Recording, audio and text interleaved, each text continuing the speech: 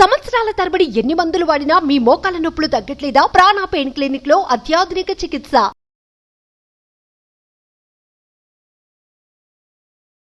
నమస్తే, welcome to Suman TV. తరచుగా ప్రబలేటువంటి అంటువ్యాధుల్లోని కలరా కూడా ఒకటి. సో ఈ కలరా రావడానికి మెయిన్ రీజన్స్ ఏంటి? ఏ రకంగా ఇది వ్యాప్తి చెందుతుంది? ఎటువంటి లక్షణాలతో దీన్ని కనిపెట్టే అవకాశం ఉంటుంది? నిర్లక్ష్యం చేస్తే ఒక్కోసారి గంటల్లో కూడా ప్రాణాలు పోయే అవకాశం ఉందని డాక్టర్స్ చెప్తూ ఉంటారు. ఎందుకు ఇది అంత ప్రాణాంతకం? ఈ విషయాలపై అవగాహన కల్పించేందుకు మనతో పాటు ఉన్నారు doctor Somashekar garu, gastroenterologist, Yashoda hospital, Hitec city.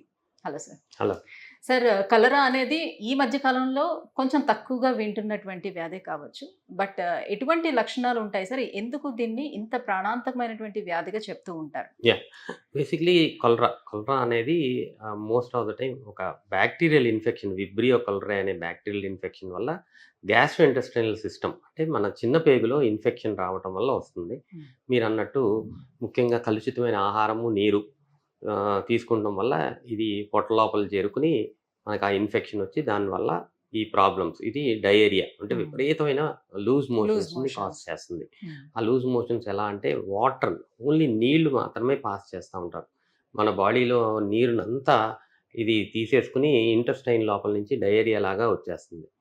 Rice water stools అంటారు, అంటే మన అన్నము వార్చినప్పుడు వచ్చే నీళ్ళలాగా డయేరియా, గంజి కన్నా ఇంకా ఇంకా ఆ టైప్లో డయేరియా వచ్చేస్తుంది. అది నీళ్లు కంటిన్యూస్గా నీళ్ళు వెళ్ళిపోవటం వల్ల మన బాడీలో ఫ్లూయిడ్ లెవెల్స్ బాగా తగ్గిపోయి సివియర్ డీహైడ్రేషన్, దానివల్ల అదర్ ఆర్గన్స్, కిడ్నీస్ మీద, వీటి మీద దాని ఎఫెక్ట్ పడుతుంది. ఎప్పుడైతే బాడీలో యాడిక్వేట్ సర్క్యులేషన్ లేదో బ్లడ్ పంపింగ్ ఫంక్షన్, హార్ట్ మీద దాని ఎఫెక్ట్. సో ఇలాగ మల్టిపుల్ ఆర్గాన్స్కి డ్యామేజ్ అయ్యి మీరు అన్నట్టు గంటల్లో కూడా మనిషి చనిపోయే అవకాశం చాలా ఎక్కువగా ఉంటుంది. ఇది అదృష్టం ఏంటంటే మనకి ఫుడ్ అండ్ వాటర్ కొంచెం సేఫ్గా మనం తీసుకుంటాం వల్ల ఈ నెంబర్ ఆఫ్ కేసెస్ తగ్గటం జరిగింది. కానీ కొన్ని చోట్ల ఇలాగా ఎక్కడైనా సరే మాస్గా మనం ఏదన్నా చూస్తే కొన్ని చోట్ల ఇంకా ఈ కలరా ఉంటా ఉంది. రీసెంట్గా మీరు చూస్తే చుట్టూ ఉండే పరిసరాలు పరిశుభ్రంగా లేకపోవటం, ఎక్కడైనా సరే మాస్ ఫెస్టివల్స్ ఇలాంటి జరుగుతున్నప్పుడు, ఏదన్నా జాతరలు అలాంటివి జరుగుతున్నప్పుడు, ఏదన్నా ఒక్క ఏరియాలో ఒక వాటర్, మనం జనరల్గా ఎక్కువ మంది ఒకటే సోర్స్ ఆఫ్ వాటర్ తీసుకునే అవకాశం ఉంటుంది. అంటే ఇది ఏమైనా ఒకరి నుంచి మరొకరికి అట్లా స్ప్రెడ్ అయ్యే అవకాశం ఉంటుంది. అంటే ఇది కంటామినేషన్. ఫర్ ఎగ్జాంపుల్ నీటి ద్వారా మనకు వచ్చింది, ఇదే ఈ పేషెంట్ మోషన్ ద్వారా ఇంకొక చోటకి వెళ్ళి మళ్ళీ కంటామినేషన్ అయ్యే అవకాశం ఉంటుంది. సో ఓపెన్ డిఫికేషన్ ఇవన్నీ తగ్గిపోవటం వల్లనే ఈ కలరాలన్నీ తగ్గిపోయినాయి యాక్చువల్లీ. కానీ ప్రమాదవశాత్తు కొన్నిసార్లు ఈ డ్రైనేజ్ వాటరు, డ్రింకింగ్ వాటర్ కలిసిన చోట్ల, లేదంటే మాస్ ఏరియాస్లో ఎక్కడైనా సరే ఒకటే సోర్స్ ఆఫ్ వాటర్, చాలామంది డ్రింకింగ్ వాటర్ సోర్స్ ఉన్న చోట్ల ఇలాంటి ప్రబలే అవకాశం చాలా ఎక్కువగా ఉంటుంది. కాబట్టి చాలా జాగ్రత్తగా ఉండాల్సిన అవసరం ఉంది. రీసెంట్గా మీరు చూస్తే అంటే సిమిలర్ కలరా లాంటివి మల్టిపుల్ వైరసెస్ కూడా ఈ మధ్య కాలంలో మనం చూస్తాం జరుగుతుంది.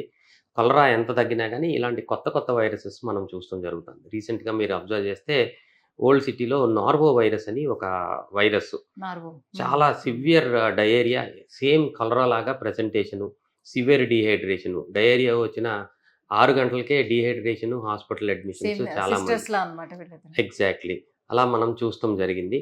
సో డయేరియా వస్తే అంటే సింపుల్ డయేరియా అని ఓవర్ ద కౌంటర్ మెడికేషన్స్ తీసుకోకుండా వాటరీ స్టూల్స్ 2 కన్నా 3 కన్నా ఎక్కువ, లార్జ్ వాల్యూమ్ స్టూల్ అంటాం. లార్జ్ వాల్యూమ్ స్టూల్ అంటే ఒక్కసారి మోషన్కి వెళ్తే ఆల్మోస్ట్ 250 ml ఆఫ్ లిక్విడ్ లాగా వస్తే చాలా సీరియస్ కండిషన్ అని మనం గమనించుకోవాల్సిన అవసరం ఉంటుంది.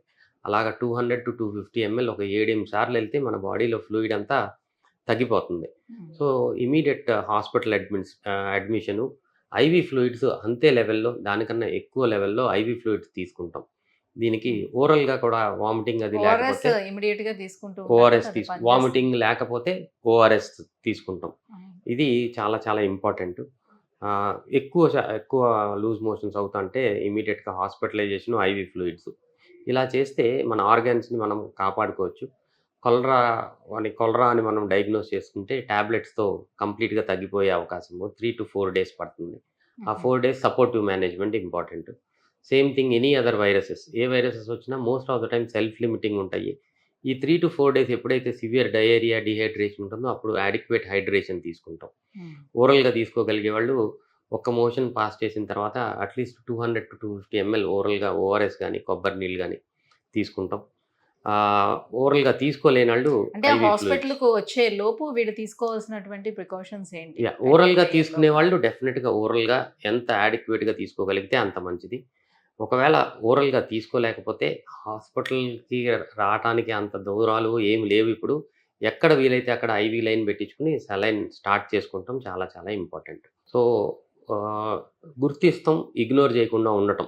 ఈ రెండే ప్రథమంగా ఈ సివియారిటీని మనం అరికట్టే అవకాశం అంటే చాలా. అదర్ హెల్త్ ఇష్యూస్ లైక్ ఇప్పుడు అందరికీ కూడా డయాబెటీస్ అనేది, బీపీ అనేది చాలా కామన్‌గా యాహ్! ఉంటున్నటువంటి వ్యాధులు కాబట్టి, సో ఇలాంటి వాళ్ళలో గనుక ఒకవేళ వస్తే కలరా ఇంకా వస్తే సివియర్‌గా ఏమవుతుంది? ఉండే అవకాశం ఉంటుంది కాబట్టి, ఇంకా ఎక్కువ జాగ్రత్తలు తీసుకోవాల్సిన అవసరం ఉంటుంది. So, already pre existing kidney disease ఉన్న వాళ్ళకు, ఆల్రెడీ ఎగ్జిస్టింగ్ ఏదైనా హార్ట్ డిసీజ్ ఉన్న వాళ్ళకు, వీళ్ళకి ఇలాంటి ఇన్ఫెక్షన్స్ కొలరా లాంటివి వస్తే, ఆ సివియారిటీ చాలా ఎక్కువయ్యే అవకాశం. వీళ్ళు తొందరగా డీహైడ్రేషన్‌కి లోనయ్యి కిడ్నీలు డ్యామేజ్ అయ్యే అవకాశం చాలా ఎక్కువగా ఉంటుంది. వీళ్ళు యాస్ ఎర్లీ యాస్ పాసిబుల్ హాస్పిటల్‌లో ఉండాల్సిన అవసరం ఉంటుంది. So, right. ఎవరైనా సరే ఓరల్‌గా స్టార్ట్ చేయటం చాలా చాలా ఇంపార్టెంట్. హ్మ్. ఓరల్‌గా తీసుకునే వాళ్ళు ఇమ్మీడియేట్‌గా హాస్పిటలైజేషన్. ఎంత హెల్తీ పర్సన్ అయినా సరే ఓరల్‌గా తీసుకోలేకపోతున్నారు, వామిటింగ్ అవుతుంది అంటే హాస్పిటల్‌లో ఉంటేనే మంచిది. రైట్. ఇలాంటి వైరస్‌ల బారిన పడకుండా ఉండేందుకు ఎటువంటి ప్రివెంటివ్ కేర్ ముఖ్యంగా తీసుకోవాల్సింది? More important thing contaminated food and water. కలుషితమైన ఆహారము, నీరుకి దూరంగా ఉండాలి. రైనీ సీజన్‌లో ఇంకా ఎక్కువ జాగ్రత్తగా ఉండాల్సిన విషయం ఏంటంటే, ఎంత మంచి నీరని మనకు అనిపించినా ఒక్కసారి కాచి వడబోసి తాగితే మంచిది.